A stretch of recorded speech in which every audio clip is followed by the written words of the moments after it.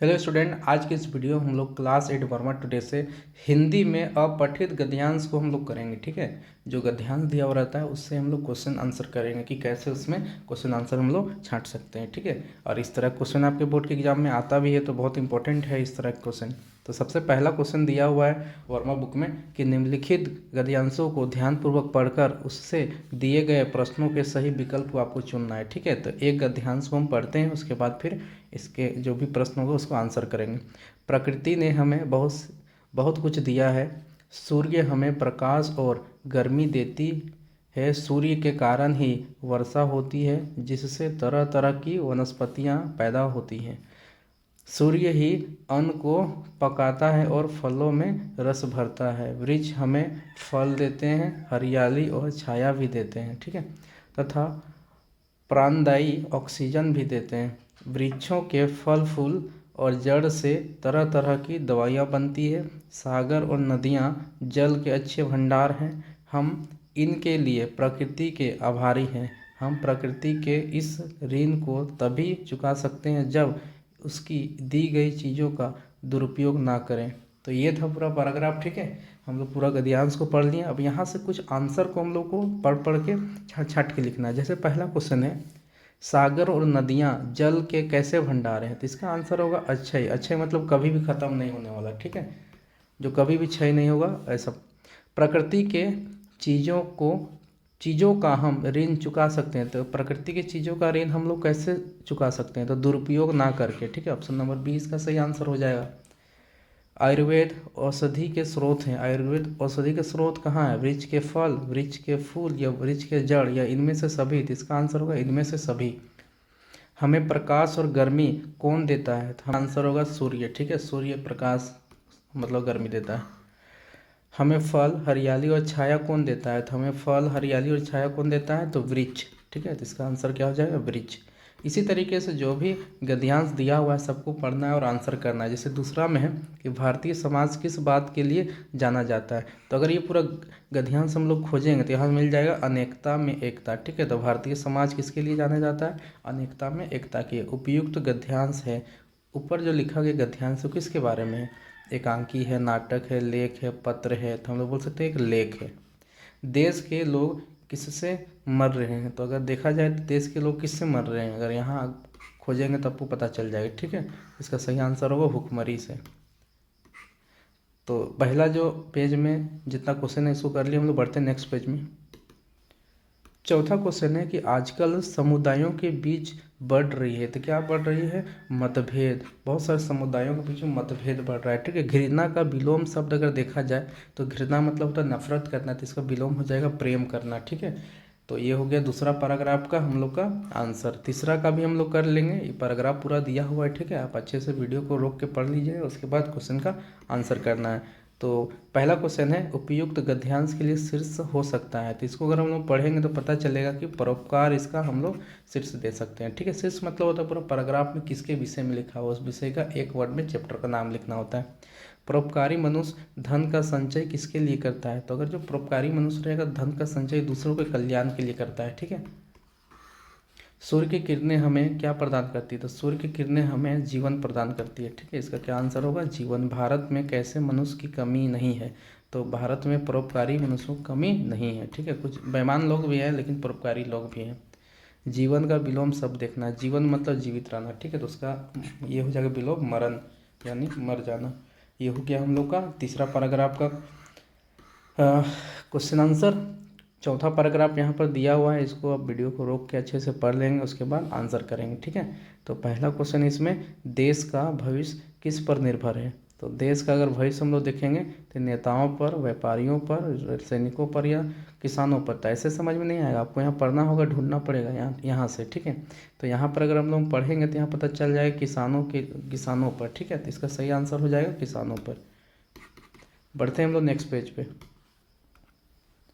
अगला क्वेश्चन है किसान किसके महान सेवक हैं? तो किसान जो है मानवता के महान सेवक है। ठीक है, जीवन के लिए क्या आवश्यक है? तो जीवन के लिए पोषण एवं रक्षण आवश्यक है। राष्ट्र के पोषक कौन है? तो राष्ट्र के पोषक किसान हैं। जय जवान जय किसान का नारा किसने दिया था? इसका सही आंसर होगा लाल बहादुर शास्त्री ने। ठीक है, लाल बहादुर शास्त्री जब थे प्रधानमंत्री उस समय ये नारा दिए थे। अगला हम लोग पास में गद्यांश दिया हुआ है डॉक्टर राजेंद्र प्रसाद जी के बारे में। ठीक है, जन्म से संबंधित, इसको अच्छे से पढ़ लेना है, उसके बाद आंसर करना है। राजेंद्र प्रसाद जी का जन्म किस जिले में हुआ था? तो इसका हम लोग आंसर यहाँ आराम से खोज सकते हैं। ठीक है, तो यहाँ आपको मिल जाएगा कि सारण जिले में। ठीक है, तो इसका सही क्या आंसर होगा? सारण जिला। राजेंद्र प्रसाद भारत के कितनेवें राष्ट्रपति थे? तो ये इसका आंसर हो जाएगा प्रथम राष्ट्रपति बने थे। ठीक है, आज़ाद भारत का प्रथम राष्ट्रपति डॉक्टर राजेंद्र प्रसाद बने थे। राजेंद्र प्रसाद जी किसके बड़े अनुयायी थे? तो बताना है वो महात्मा गांधी के बहुत बड़े अनुयायी थे। ठीक है, प्रसाद जी के चरित्र की मुख्य विशेषता थी, तो इसकी विशेषता बताना है कि कैसे व्यक्ति थे। तो जो भी ऑप्शन दिया हुआ है सब, ठीक है, इनमें से सभी। राजेंद्र प्रसाद भारतीय संस्कृति एवं सामान्य जनता के क्या थे? तो हम लोग बोल सकते हैं प्रतिनिधित्व करते थे। ठीक है, जब भी ज़रूरत पड़ता था तो। पेशे से वो एक वकील थे। अनुशासन हमारी सफलता की पहली सीढ़ी होती है। तो इस विषय में एक पूरा पैराग्राफ दिया हुआ है, अच्छा लगा पैराग्राफ तो इसको पढ़ लेते हैं। इसके सहारे हम कोई भी मंजिल हासिल कर सकते हैं। तो ये पूरा पैराग्राफ में दिया हुआ है कि अनुशासन से अगर अनुशासित होकर किसी कार्य को किया जाए, ठीक है, तो मंजिल जो है ना बहुत जल्दी और आसानी से मिल जाता है। जिस व्यक्ति के जीवन में अनुशासन नहीं होता है उस व्यक्ति का जीवन भी कभी खुशहाल नहीं होता है। प्रकृति भी सभी कार्य अनुशासन में ही करती है। अनुशासन का विद्यार्थी जीवन में भी अत्यंत महत्वपूर्ण होता है। ये लाइन आप लोग के लिए कि अगर विद्यार्थी जीवन में है तो आपको भी अनुशासन में रह के पढ़ाई करना है। जहाँ हम जो भी कुछ सीखते हैं वो हमारे साथ हमेशा रहता है। अनुशासन के अंदर बड़ों का सम्मान, छोटे से प्यार, स्त्री का आदर और समय की पाबंदी और नियमों का पालन है। यानी अनुशासन मतलब क्या समझते हैं? तो बड़ों का सम्मान करना है, छोटों से प्यार करना है, स्त्रियों का आदर करना है, समय के पाबंदी को समझना है। ठीक है, समय पे आना, समय पे जाना, हर एक चीज़ को समय पे करना है, नियमों का पालन करना है, शिक्षकों का वंदन करना है इत्यादि शामिल है। थोपे गए अनुशासन से आंतरिक अनुशासन ज़्यादा प्रभावकारी है। ठीक है, तो ये सारा चीज़ हो गया।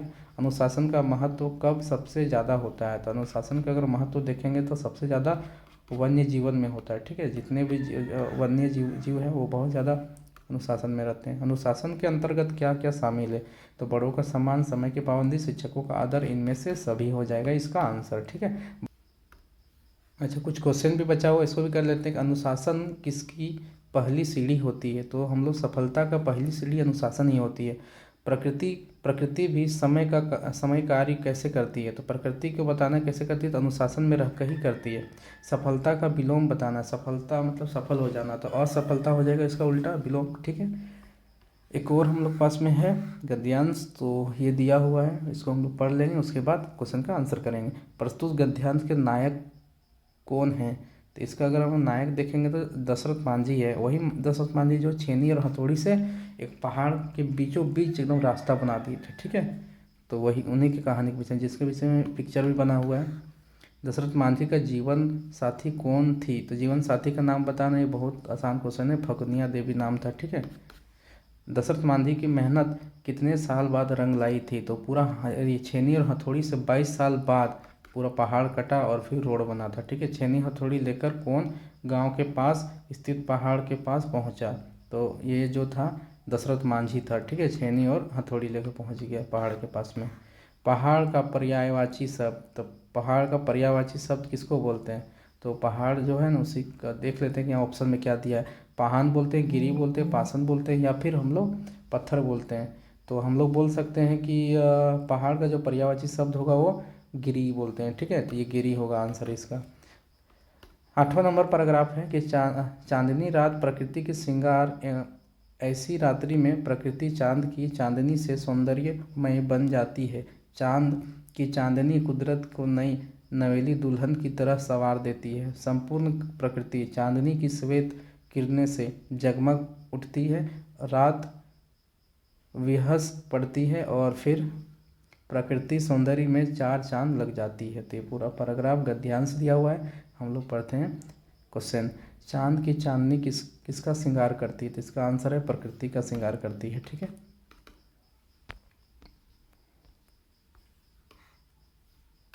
अगला क्वेश्चन, चांद चार लगना का अर्थ क्या होता है? इसका मतलब होता है शोभा बढ़ना। ठीक है, चांद की चांदनी कुदरत को किस तरह संवार देती है? तो नई नवेली दुल्हन की तरह संवार देती है। संपूर्ण प्रकृति चांदनी की किन किरणों से जगमगा उठती है? तो इसका सही आंसर होगा श्वेत किरणों से। ठीक है, तो ये हम लोग पैराग्राफ जो दिया था गद्यांश है ना, 8 तक हम लोग कर लिए हैं इसको, और आने वाले वीडियोज़ में और भी करेंगे। और 8 क्लास का वीडियो मिलता रहेगा, ऐसे बीच बीच में मिलेगा, क्योंकि अभी 10 क्लास का तैयारी ज़्यादा चल रहा है, और आने वाले समय में 9 क्लास का वीडियो अब फिर से चालू करने वाले हैं। ठीक है, तो जो भी बच्चे हैं 9 क्लास से हैं और निराश ना हो, उनके लिए भी वीडियो हम लाएंगे। और बाकी चैनल को सब्सक्राइब नहीं किए तो चैनल को सब्सक्राइब करके बेल आइकन को हिट कर लीजिए, और साथ में अपने दोस्तों के साथ में ये वीडियो को ज़्यादा से ज़्यादा शेयर करके लाइक कर देंगे। ठीक है, मिलेंगे हम लोग नेक्स्ट वीडियो में, तब तक के लिए जय हिंद, जय झारखंड।